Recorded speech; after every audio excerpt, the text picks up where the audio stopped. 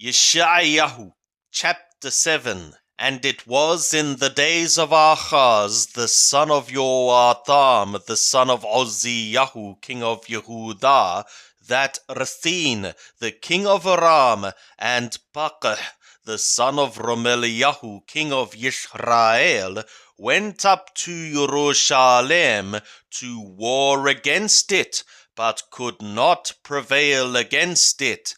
And it was told the house of David, saying, Aram is confederate with Ephraim.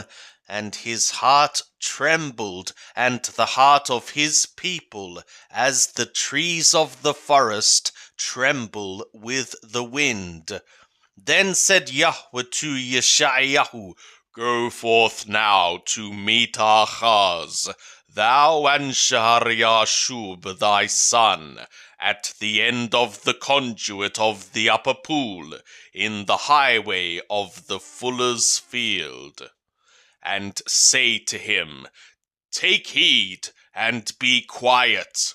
Fear not, neither let thy heart be faint, because of these 2 tales of smoking firebrands. For the fierce anger of Rathine and Aram, and the son of Romeliyahu.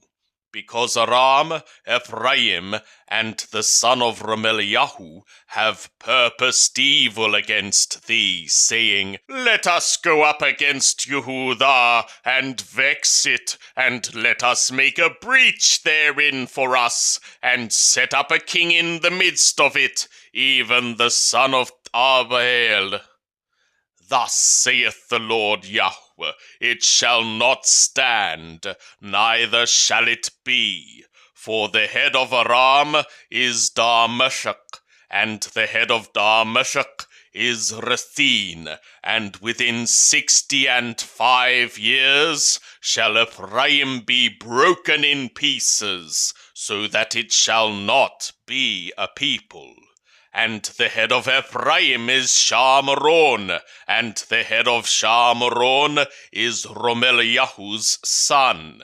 If ye will not believe, surely ye shall not be established. And Yahweh added to speak toward Ahaz, to say to him, Ask thee a sign of Yahweh thy God.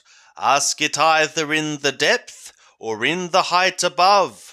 But Ahaz said, I will not ask, neither will I test Yahweh.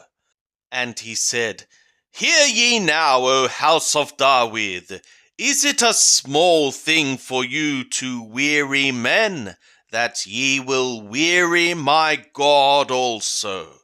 Therefore the Lord himself will give you a sign. Behold, the virgin is a pregnant one, and a bearing one, and she shall call his name Emmanuel. Butter and honey shall he eat, when he knoweth to refuse the evil, and choose the good. For before the child shall know to refuse the evil, and choose the good, the land whose 2 kings thou abhorrest shall be forsaken.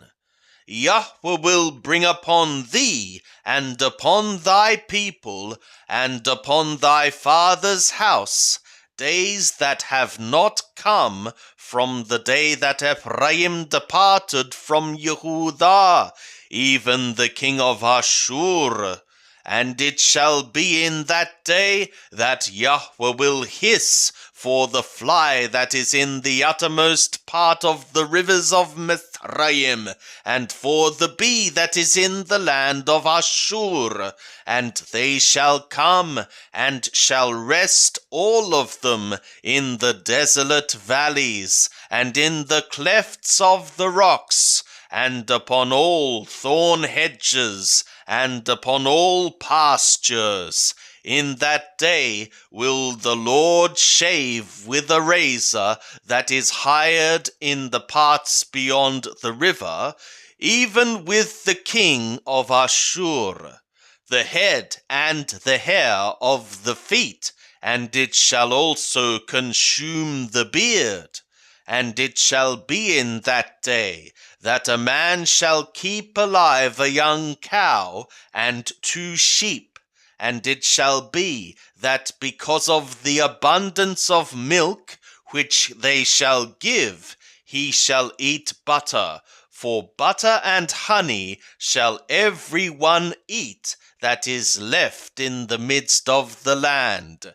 And it shall be in that day that every place where there were 1,000 vines at 1,000 silverlings shall be for briars and thorns. With arrows and with bow shall one come thither, because all the land shall be briars and thorns, and all the hills that were dug with the mattock. Thou shalt not come thither for fear of briars and thorns, but it shall be for the sending forth of oxen, and for the treading of sheep.